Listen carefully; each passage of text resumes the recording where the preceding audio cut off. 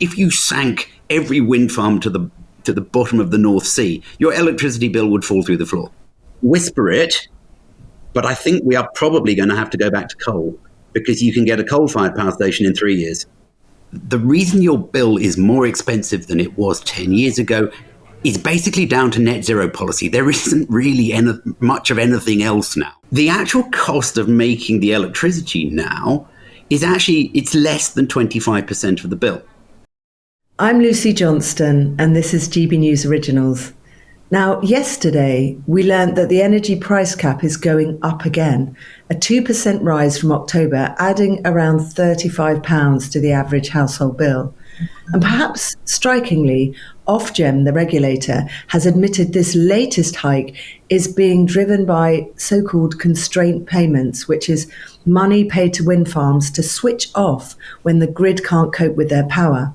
In other words, part of the cost of net zero is now showing up directly on your bill. Our guest today, Andrew Montford, is director of Net Zero Watch, a think tank that scrutinises climate and energy policy. And he's done a new analysis which suggests that the drive to net zero is already having a catastrophic effect on household finances. He's carried out this work showing that over the last decade, the typical electricity bill has risen by about £300 in real terms, and only a proportion of that, about £45, is down to the actual cost of energy. The rest, he says, is from subsidies to net zero subsidies, carbon taxes, and those very payments to wind farms when the system doesn't need their power. So on this podcast, we'll be asking, is net zero really making our energy cheaper and more secure, as the government promises? Or is it the reason bills are remaining so high? Thank you so much for joining us, Andrew. Thank you for having me on. So, Andrew, can you tell us what you think of this recent rise and these payments for wind farms to turn off? So the rise was not unexpected. If you actually look back over the last 10 years at the bits of the bill that are not related to actually making the electricity, if you like, not the wholesale cost, the bits that get added on, those have been increasing steadily for as far back as the data goes. It's pretty much every time the price cap gets reviewed, those extra add-on costs increase. So this really wasn't a surprise. I was expecting it. It's a little bit more than normal, but that is to be expected.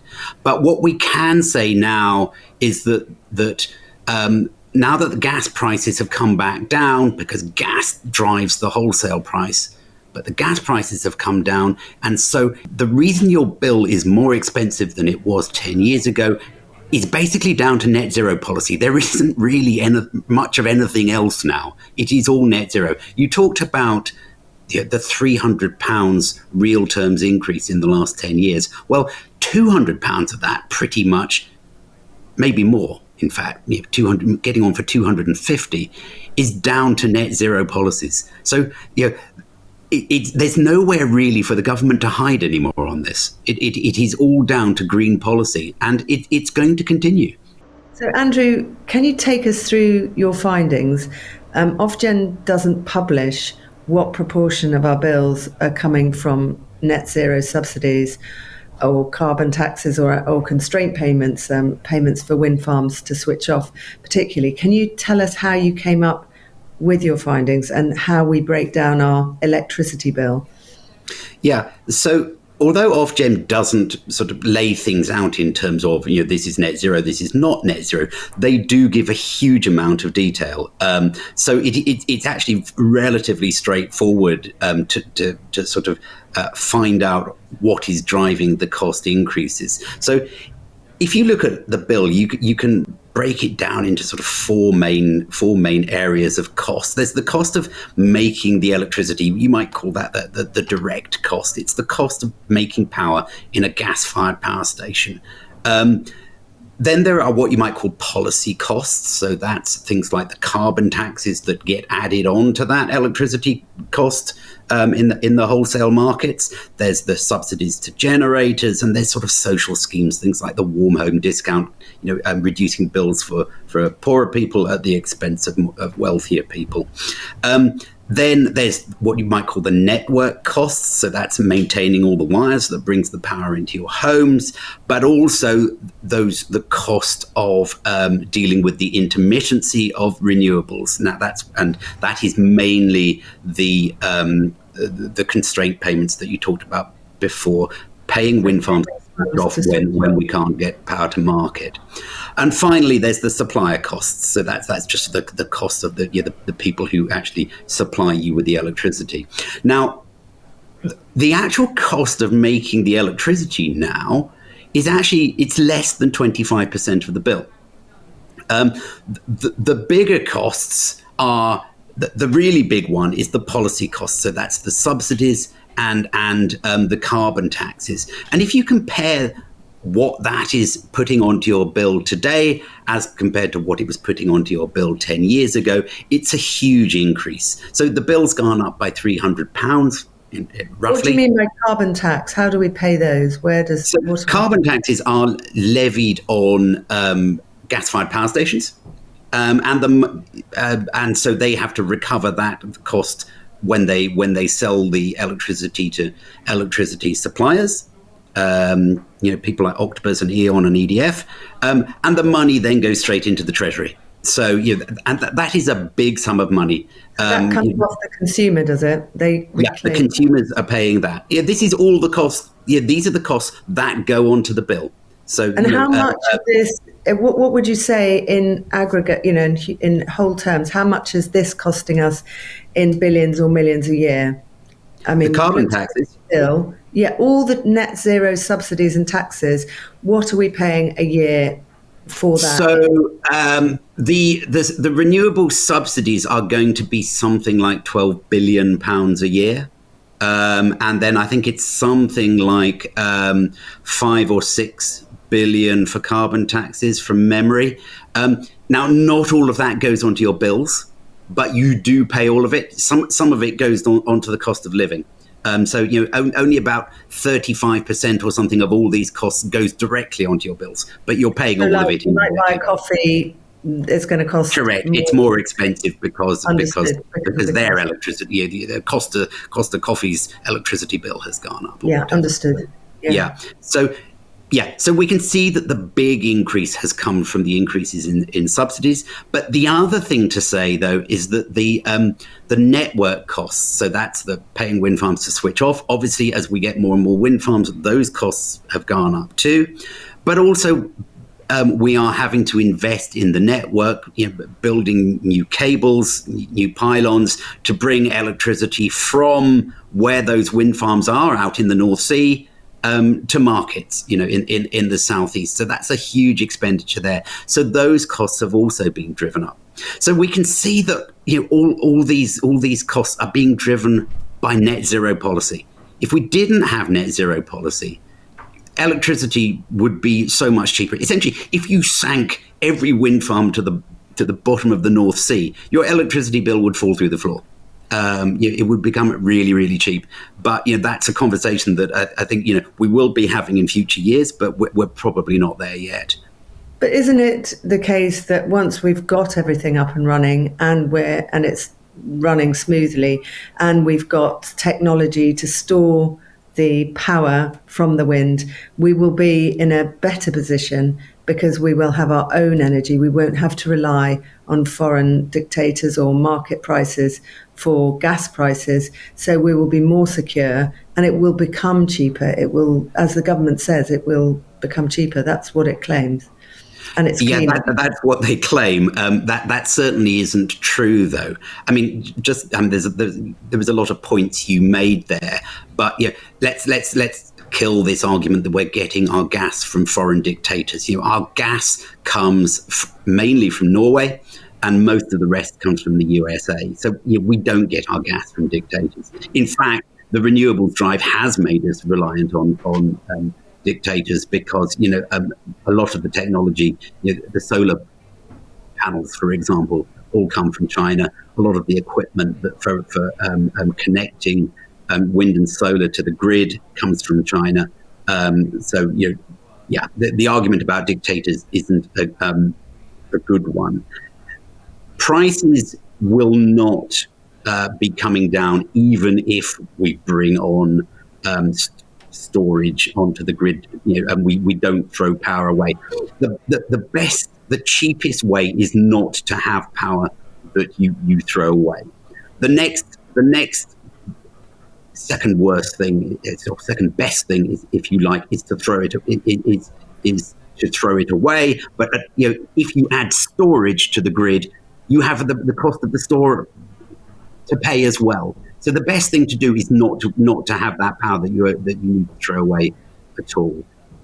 So what we will find is we are expecting essentially almost every element of the bill to increase as we add more renewables to the grid.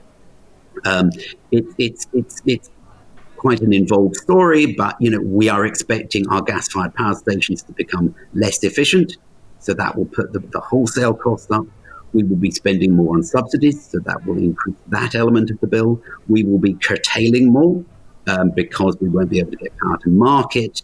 And also there's a whole new element of cost coming in there, because at times now the renewables fleet is generating more power than the whole country needs. So we're having to pay them to switch off for that reason. That's another cost.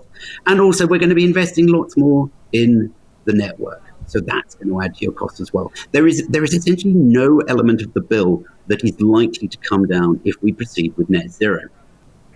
So we recently published a study by a very eminent economist called Professor Gordon Hughes. He's a former advisor to the World Bank. He is one of the leading experts in the country on the energy system. And we said, okay, if Ed Miliband succeeds with his plan to decarbonize the grid by 2030, what will the effect on bills be, or how much cost is that going to add to the system? The answer was that it was going to cost an extra £25 billion a year. Now, to put that in terms that is sort of perhaps a bit more understandable to the man in the street, as it were, that's more than £1,000 per household. Now, as I said before, not all of that goes directly onto your bill. Some of it goes on the cost of living, but you still have to find an extra £1,000 a year. By 2050? No, this is by 2030. This is by 2030. So Ed Miliband's plan is Clean Power 2030. Now, there is one caveat there, which is to say that Clean Power 2030 is a complete fantasy. There is no way that Ed Miliband is going to deliver what he says he's going to deliver by 2030. But let's say he delivers it by 2035. Okay, then we're paying £1,000 extra per year in the cost of living. What that means in terms of the price you pay for your electricity is that you'll go from something like 26 pence per kilowatt hour today to something like 40, maybe even higher pence per kilowatt hour once that plan is in place. Now, that is kind of like the kind of levels we saw at the peak of the price crisis in 2022. It's essentially making the energy price crisis permanent. Now, that is going to be a catastrophe for households. It's going to be a catastrophe for business and industry. Essentially, it would wipe out what is left of our manufacturing industry altogether. So this is what we've got to face now, is that we have a very, very serious crisis in the offing, and we've got a Secretary of State who is hell-bent on going in that direction, regardless of the effects on everybody in the country. Well, politicians from Tony Blair to Boris Johnson and now, of course, Ed Miliband do say that this green energy will bring us cheap power eventually. I know you've said that it won't. Can you tell us why, how we stack up against other countries like Germany and France and the US? So there was quite a lot of interest in this sort of 12 months ago when the government put out its figures on international electricity price comparisons. And the UK essentially came out as having the most expensive electricity in the developed world. So that kind of lays to rest the argument that we're heading in the right direction. The other thing that's very interesting, though, about those price comparisons is that if you plot the prices per country against how much of their electricity they get from wind and solar, there is a very strong correlation. Essentially, countries that have cheap electricity universally don't get much of their power from wind and solar. Whereas countries that do have electricity get very high proportions of their electricity from wind and solar. There are countries that have cheap electricity that have a lot of renewables, but for them, the renewables is hydro. You can have cheap electricity if you have hydropower. But we can't do that. We just don't have the landscape for it. So it's not an option. Can you explain it seems sort of counterintuitive. The sun, the rays of the sun is free, wind is free. I know we've got all these subsidies and taxes. Presumably, these will just fall away as the net zero and as the green energy becomes much more reality. Why is it not just a wonderful thing to look at down track, where we have free, clean energy once we've got all the systems in place and once the grid is working? I know you've explained that we need to pay wind farms to switch off, for example, when the wind's blowing too high. But what's actually going wrong with these free sources of energy? Yeah, so wind farms and solar farms don't have any fuel costs. So in some ways, that's what you're alluding to. They have no fuel costs. So yeah, the wind and the sun are free, but wind farms and solar farms are not free themselves. So although they have no fuel costs, they have extremely high capital costs, the cost of building them, and they also have very high operating costs. So if you've got a wind farm out in the middle of the North Sea, maintaining it is extremely expensive because you've got to fly maintenance staff 100 kilometers out into the North Sea, and the North Sea is a very hostile environment. It's salt water everywhere, everything rusts, everything falls apart, and so it's really once you build these things, presumably these costs are going to come down. Well, no, because as they get older, the costs actually go up. So, a new offshore wind farm might cost something like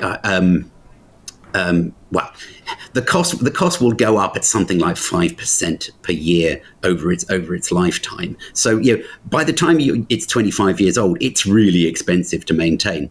The cost of wind farms has come down a little bit from where it was in 2013. So once we started moving wind farms a long way offshore, the costs went through the roof.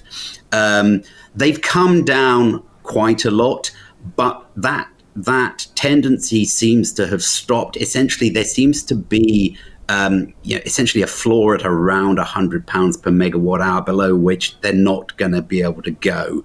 And I think that is just intrinsic to the technology. Putting wind farms out in the North Sea is always going to be expensive. So £100 a megawatt hour is roughly, maybe double what you could get electricity out of a gas-fired power station at. But the other problem is as you get more and more wind farms coming on the grid, as I said before, you start to get these times when they are producing more electricity than is needed. So that means it's going to go up from £100 per megawatt hour to more than £100 per megawatt hour. And I think this is what is driving. Why? Because you get less electricity because you're switching off. You're getting less electricity for the same cost because it costs. And then what do? You have to rely on the gas via. Well, if you have to switch it. Well, it depends the reason you're switching it off. If you're switching it off because you're overproducing, well, that's fine. You just have to switch it off, and there'll still be enough electricity in the system. If you're switching off because you haven't got the capacity in the cables to get the electricity to market, well, okay, you've got to switch it off, and then you've got to pay somebody else to fill in the gap, which means paying a gas-fired power station to switch on. So in that case, it's a double whammy. There's a double cost to the consumer. But this, again, this is where you get into the future crisis, because our gas-fired power stations are now very, very old. Most of them are getting on for 30 years old, and most gas-fired power stations won't go any longer. It simply becomes uneconomic to replace them. Well, if you want to replace your gas-fired power stations, well, the first problem is that there's an 8-year waiting list for new ones, because the Americans have basically bought up all the future deliveries of gas-fired power stations, because they all want to do AI and they need lots of electricity for that. So there's number one problem. The other problem is that nobody wants to build them anyway. Because why would you build a new gas-fired power station, which is only going to run for a few hours a year, which is what Ed Miliband says. So we as well as our soaring prices, we face another problem, which is that we may just not have enough generation capacity to keep the market supplied when the wind isn't blowing and the sun isn't shining, which happens most of the year. It'll mean brownouts rather than blackouts. Yeah. It'll mean, what do they call it? Sorry. It'll mean brownouts. So brownouts is essentially it's deliberately switching off parts of the country. What will that mean for people in their houses? Does that mean that some people you will get a text message at 9 o'clock in the morning saying, okay, you are going to be switched off until lunchtime. They have that in South Africa, don't they? Load shedding, and you have long periods where, and I believe that's also because of the net zero policies, the wind. I'm not sure, but I don't think it's net zero in South Africa. I think it's just to do with the fact that their power stations, which I think they do a lot of coal in South Africa, they're now they've been neglected and not maintained properly. So they have different problems there. Brownouts is a real risk. The other possibility is that we just get into a bidding war for spare electricity from Europe. So we get into a bidding war over the interconnectors for spare electricity from France, because they've got big nuclear fleets, so they tend to have spare power.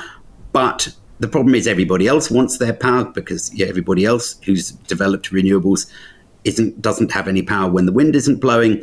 And eventually it is likely that the French will just say no. We're going to cut the interconnectors. The Norwegians, we have an interconnector to Norway as well, because they've got lots of hydropower, and they are already discussing this in Parliament. They're just saying, look, why should our consumers pay through the nose for electricity when the wind's not blowing in Britain?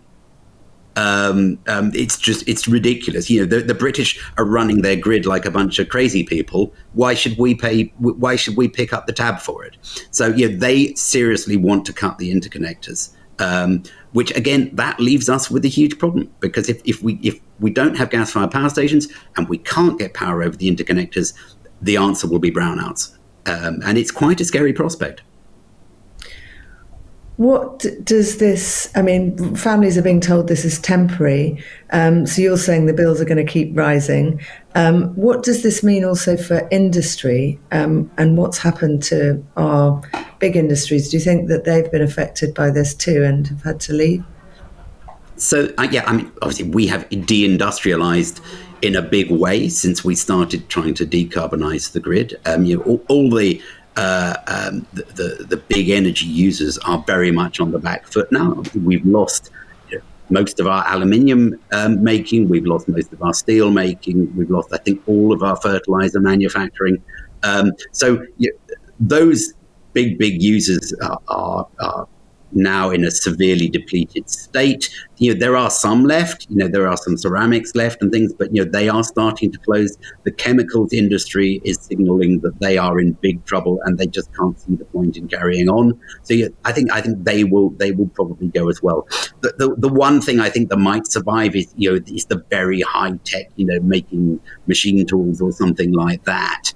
Where energy is probably a relatively small part of their cost base, they might survive. But I think we have to understand that the way we're going is leading us to a place that we just don't really want to be. So in terms of national security, a completely deindustrialized country is not a good thing to be. And in a world that is becoming increasingly unstable, the Chinese saber rattling and the Russian saber rattling, to have no industrial capacity at all is extremely dangerous. And I think the security apparatus, the people in national security circles ought to be flagging net zero as a national security risk, because it absolutely is. And we haven't really had that conversation yet, I think.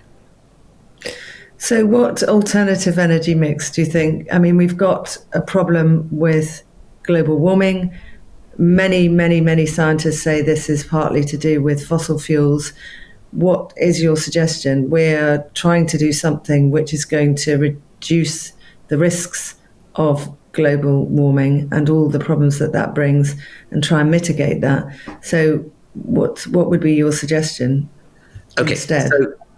So if we accept everything that the scientists say about climate change, that carries a cost. And so the question then is, can we do anything to reduce that cost that makes sense? I.e., does the costs of any action outweigh? Are they less than are they more or less than the benefits? The answer is that net zero, as we are currently doing it, the costs far outweigh the benefits. Because who decides that? Doesn't it depend on what your priorities are? I mean, it's not for us to decide. Well, no, it is for us to decide. We have to make these decisions in a rational way. So the question. I don't mean that. I mean that, as you and I sitting here, or it's a priority for you to have affordable energy, but it might be a priority for someone else to save the planet and to do everything we can to stop this fast track into the floods, the rain, the fires burning, all of the problems associated with global warming. This is another problem and another emergency, isn't it? Just who decides what the priority is? Yeah, okay. Well, no, I think you're wrong there. That argument that that global warming is happening, therefore we have to do anything at any cost to stop it, is essentially an emotive argument. The rational way of looking at it is saying, what is the cost of all those floods and hurricanes? We don't know that they're going to happen, but okay, let's say they are going to happen. What is the cost? And there are they're already happening according to the science. Yeah, okay. So let's say they are happening. That's not an argument to get into. Let's just say, okay, it's happening, and what the scientists say is going to happen will happen. What is the cost going to be? Because there is a cost. Okay, and the question then becomes: is net zero going to cost more or less than that?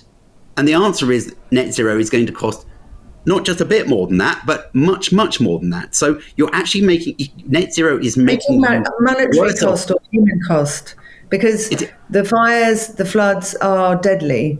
You're talking about monetary cost. Isn't it just worth taking a bit of a hit on our bills to try and mitigate those deadly costs? Okay, so let's say, the big cost of global warming is supposed to be sea level rise, because the idea being that whole cities, London will disappear under the North Sea, that kind of thing. Well, what do we do about that? Well, one way is to say, okay, well, that will carry a cost. Okay, if London disappears under the sea, that's a huge cost. But you could just build a seawall or flood defenses. Now, the Climate Change Committee did a report some years ago. It's probably the best part of 10 years ago now, looking at the cost of sea defences for the UK, for the whole country, up until the end of the century. And they said that would cost us, in the world where we don't do anything about climate change, that would cost about £1 billion a year. Okay? Now, at the moment, we're spending 30, 40, 50 billion pounds a year is what they say we're going to need to spend. And that's an underestimate, a huge underestimate. We're not just talking about prevention. Yeah. Mm-hmm. So why would you spend 50 times as much than the actual cost of just building a seawall. It doesn't make any sense at all. So you're talking about adapting to the changing climate rather than trying to stop it happening. But why? But we're not just talking about Britain. We're talking about Bangladesh. We're talking about all the other countries in the world. We are a globe, and we need to look after the globe, the planet. So this is something that So, I mean, let's take Bangladesh, for example, because Bangladesh is often, when these discussions are had, Bangladesh is often brought up, but because in our minds, it's a very poor country, and it's very low lying, and they've had serious floods caused by hurricanes and things in the past, but things have moved on. Bangladesh is now exploiting its gas resources in the Bay of Bengal. That they are becoming rich quite quickly. They have built seawalls already. They've done that. Almost all of Bangladesh's farmland now is protected by seawalls. So, I mean, you're a bit younger than me, but I can remember back in the 70s there was a huge hurricane hit Bangladesh, and it killed hundreds of thousands of people, not only because of the floodwaters, but also because the salt got into the water supply, and so people were dying from that as well. Now, there was actually a bigger hurricane hit Bangladesh about 4 or 5 years ago, and I think 3 people were killed, essentially the people who refused to obey the evacuation order, and it barely dented their agricultural output at all. So these people in poorer countries are not helpless. They are intelligent human beings who will do things to protect themselves. Right. So you're saying we need to adapt, and I don't know how much of global warming is blamed on carbon emissions in the UK, but presumably it's not a big part of the problem. I think you've said in the past. Sorry, I'm not quite sure I understand the question. We only contribute a small proportion of the CO2 of the carbon emissions in the UK. So stopping going to net zero. That's absolutely right. Yeah.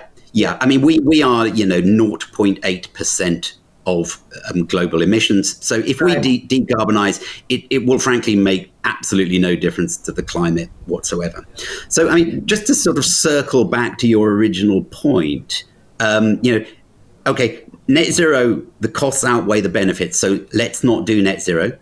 Let's adapt. But we have this very, very pressing problem in that we are going to run out of electricity. So we need, as a society, to start saying, we've gone down the wrong path. We actually need to now talk about what we're going to do instead. When are we going to have these brownouts? When are we going to run out of electricity? Well, by 2030. Essentially, what we've done is we'll have brownouts. So I'm not predicting that, because the alternative possibility is that it's just that our prices go through the roof. The question is, what happens when the prices go through the roof? You're talking about doubling, aren't you? So either by 2030 we'll have double. We'll have another £1,000 on our bill. That's no, it's £1,000 on the cost of living. So which means probably £350 on the bill. So you're talking about a 40% price increase. So it will mean either very high prices or potentially brownouts. And to get out of the situation we're in now is extremely difficult, because the wind farms and the solar farms all have contracts which guarantee that they keep their subsidies and they keep operating. And the contracts say, essentially, if there's a change in the law that hurts us, you compensate us. So this is a real problem, because those wind farms are stopping us building new gas-fired power stations. And we need the gas-fired power stations to keep us from that disaster scenario that I talked about. Yeah. Understood. Okay, so the alternative energy mix that could keep the lights on and cut the costs, what would you say? Gas, nuclear, or something else? So, in the ideal world, you would sink the wind farms to the bottom of the ocean, and then you would start to get new capacity coming on board that was reliable and cheaper. I've talked about before. We have the issue of we can't get gas-fired power stations in the very short term. So that's a big problem. Nuclear is also a problem because nuclear power stations are also very slow to build. I mean, we all know about the problems with Hinkley and Sizewell.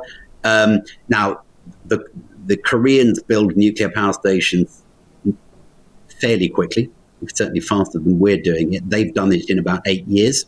But again, we have problems on a much shorter timescales than that. So, I mean, whisper it, but I think we are probably going to have to go back to coal because you can get a coal-fired power station in 3 years because people don't want them as much as gas. So I think that is the conversation that has to be had. Well, that not only is that increasing emissions, but it's also, our lungs, the air pollution is something that is really... Mm-hmm. A new coal-fired power station is not like, the billowing monsters of the 1960s and 70s. I mean, we still have the large combustion directive left over from when we were in the EU, which basically says you're not allowed to emit pretty much anything into the atmosphere. And so any new coal-fired power station would have to adhere to that. And I think, I think that's probably reasonable. There would be carbon emissions and those would be higher. But again, I think people have to say, well, look, okay, if the alternative is brownouts, am I willing to put up with those increased carbon emissions? And I think, it will, people, if they thought about it seriously, if they tried a brownout or a blackout, they would realize that actually that probably was a price worth paying. Presumably those brownouts wouldn't affect hospitals and critical infrastructure, such as fire stations, and there must be a system. Hospitals, I think, all have generators on standby. I think, but I think these are for the intensive care units and things like that. I don't think they can do whole hospitals. I think it would cause immense disruption. I mean, we saw in Spain recently they had a blackout, and it killed 11 people. Now, and if it had gone on much longer, I think it would have killed a lot more people. And the thing to understand about the Spanish how did it kill those people? So how did they? So the main reason was that people at home had, critical medical equipment that they needed to keep themselves alive, and the batteries failed or the backup systems failed, and so they were essentially left with nothing. So the thing to understand about that is that even if people had a warning that a brownout was coming, people would still die because their backup systems. Understood. Not to so inconvenient. People don't understand just how serious a loss of electricity is, particularly if it lasts longer than a few hours. Yeah. Wow. Well, that's some warning. Thank you so much for joining us today, and hopefully we'll catch up with you again with your next report. But yes, this has been GB News Originals. Please don't forget to like and subscribe below and download the GB News app, which is available now on the App Store. Thank you. Thank you for watching, and thank you, Andrew. Thank you.